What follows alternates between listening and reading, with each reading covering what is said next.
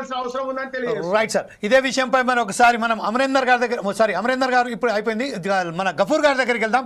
గఫూర్ గారి తర్వాత మన కార్తిక్ గారి దగ్గరికి వెళ్ళే ప్రయత్నం చేద్దాం. ప్రస్తుతం గఫూర్ గారు ఏదైతే ఈ రోజు చెప్తున్నప్పుడు బీజేపీ వర్గానికి సంబంధించిన అధికార ప్రతినిధి మిస్టర్ పల్నాటి వెంకటరెడ్డి గారు చెప్పారు, అలాగే లక్ష్మణ్ గారు ఏదైతే ఉన్నారో వారు కూడా తన వాదన చెప్పారు. బీఆర్ఎస్ ప్రభుత్వంకి సంబంధించిన అధికార ప్రతినిధి ఏదైతే ఉన్నదో బీఆర్ఎస్కి సంబంధించిన అతను ఏమన్నారంటే ఖచ్చితంగా తుమ్మల నాగేశ్వరరావు ఏదైతే మినిస్టర్ ఉన్నారో ఆయన రాజీనామా కూడా చేయాలని చెప్తున్నారు. అధికారులు ఎవరైతే అక్కడ బేడీలు వేశారో వారే కాకుండా వారి పై అధికారులు ఎవరైతే ఆదేశాలు జారీ చేశారో వారి మీద కూడా చర్యలు తీసుకోవాలని చెప్తున్నారు. ఒక విషయం గమనించవలసిన ఏంటంటే ఇందులో అది బీజేపీ ప్రభుత్వమే కానివ్వండి, అది కాంగ్రెస్ ప్రభుత్వమే కానివ్వండి, లేకపోతే అది బీఆర్ఎస్ ప్రభుత్వమే కానివ్వండి, అధికారంలో వచ్చిన తర్వాత రైతుల విషయంలో అనేక మార్లు రైతులను అంటే వారి మీద దౌర్జన్యం చేసిన చరిత్ర ప్రతి ఒక్కరికి ఉన్నది. ఈ విషయంపై మీరేమంటారండి? జమీల్ గారు, మీకు మిగతా పెద్దలకు నమస్కారం అండి.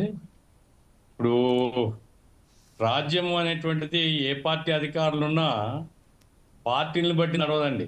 రాజ్యం అనేది దాని పద్ధతులు, ఎందుకంటే పెట్టుబడిదారుల ప్రయోజనము, వర్గ ప్రయోజనాలు ఉంటాయి. ఆ వర్గ ప్రయోజనాలను కాపాడేటువంటి లక్ష్యంతోనే రాజ్యం పనిచేస్తుంది. ఇప్పుడు తెలంగాణలో ఇథనాల్ ఫ్యాక్టరీ ఏర్పాటుకు వ్యతిరేకంగా జరిగిన ఆందోళన ఒక పార్టు, రెండవది ఇప్పుడు బేడీలు వేసింది ఇంకో పార్ట్. రెండు పార్టులుగా మనం మాట్లాడుకుంటే బేడీలు వేయడాన్ని ఎవరైనా తీవ్రంగా ఖండించాల్సిందని.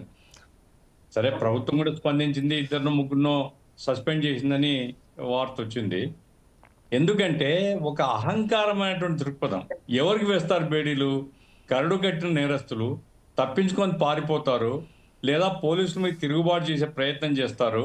ఇటువంటి ఆయుధాలు ఉండేటువంటి అవకాశాలు ఉన్నాయనుకున్నప్పుడు బేడీలు వేస్తారు, అంటే చేతులు కదలకూడదు అని. ఇక్కడ రైతులు వాళ్ళు ఒక న్యాయమైన సమస్య మీద వాళ్ళు ఆందోళన చేసి అరెస్ట్ అయినారు. సరే, బెయిల్ వచ్చింది. బెయిల్ అప్పుడు మరి సబ్ జైల్లో విడుదల చేస్తారు జనరల్గా ఆర్డర్స్ వచ్చిన తర్వాత. మరి కోర్టుకు ఎందుకు తీసుకొని పోయినారు నాకైతే తెలియదు, ఆ వివరాలు నాకు తెలియవు. ఆ రకంగా కోర్టుకు తీసుకొని పోతే వ్యాన్లో తీసుకొని పోతున్నారు. వ్యాన్లో పోతే ఆడ కోర్టు ముందు నిలబెడతారు, పోయి మ్యాజిస్ట్రేట్ ముందు హాజరవుతారు, చెప్పుకుంటారు, అయిపోయింది. అట్లా కాకుండా బేడీలు వేయడం అంటే రైతుల ఆత్మాభిమానాన్ని బేడీలు వేయడంగా మేము భావిస్తున్నాం. రైతు XYZ అనేటువంటిది కాదు, రైతుల యొక్క ఒక ఆత్మవిశ్వాసంతో దేశానికి అన్నం పెట్టేటువంటి రైతాంగాన్ని అవమానించడం అనేటువంటిది మానవత్వం ఉండి ఏ ఒక్కరు చేయకూడని పని.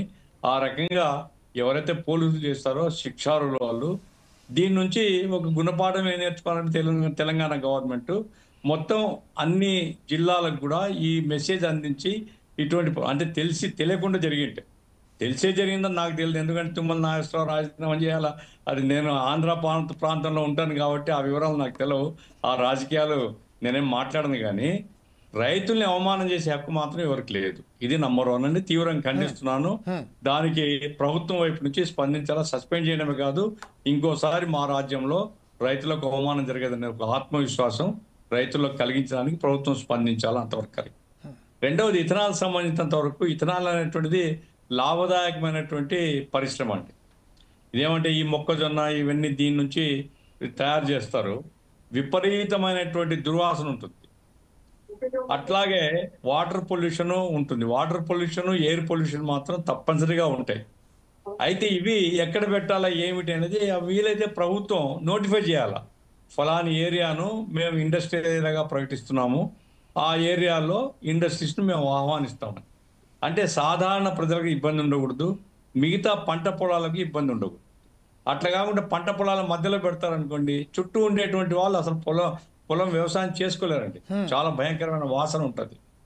అయితే ఇది చాలా ప్రమాదకరమైన కెమికల్ అనేది నేను చెప్పడం లేదు, ఇది ప్రమాదకరమైనటువంటి కెమికల్ ఏం కాదు, కానీ వాసన దుర్వాసన విపరీతంగా ఉంటుంది, వాటర్ పొల్యూషన్ ఉంటుంది. అటువంటి అప్పుడు ప్రభుత్వం నోటిఫై చేసి, మరి పొల్యూషన్ కంట్రోల్ బోర్డు విచారణ జరిగిందా లేదా నాకు తెలియదు, ఏమైనప్పటికీ ప్రభుత్వం ఇప్పుడు రేవంత్ రెడ్డి గారు అక్కడ ఒక సోదరుడు చెప్పాడు ఫార్మా ఇండస్ట్రీ పెట్టడానికి పోయినానని. ఆయనేమో నేను కాదు, ఫార్మా ఇండస్ట్రీ కాదు, నా నియోజకవర్గంలో ఉపాధి కల్పించడం నా బాధ్యతగా నేను తీసుకున్నాను అని చెప్పారు.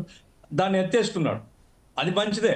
ఎందుకంటే రైతుల్లో ప్రజల్లో వ్యతిరేకత వచ్చినప్పుడు స్పందించి ప్రభుత్వాలు ఆ రకంగా స్పందించడం అనేటువంటిది కరెక్ట్. ఈ విషయంలో కూడా రేవంత్ రెడ్డి ప్రభుత్వం స్పందించి ఇంకోసారి ఇటు జరగదని చెప్పడం.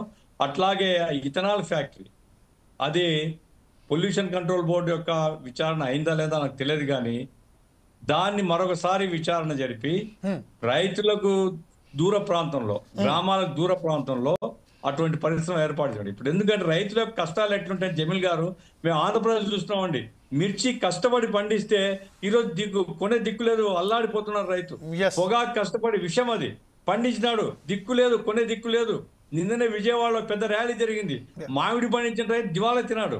కాబట్టి రైతులు అష్ట కష్టాలు పడి పంట పండిస్తే ఈరోజు దిక్కులేనటువంటి పరిస్థితులు ఉన్నారు, అప్రపాలు అవుతున్నారు. ఇటువంటి పరిస్థితిలో ప్రభుత్వాలు వాళ్ళకి అనుకూలంగా స్పందించాలి తప్ప మళ్ళీ వాళ్ళ మీద నిర్బంధం పెట్టి వాళ్ళని ఈ రకంగా బేడీలు వేయడం మాత్రం ఇది రైతాంగాన్ని అవమానం చేయడమని నేను భావిస్తున్నాను. రైట్ సార్, ఇదే విషయంపై లాస్ట్గా ఇప్పుడు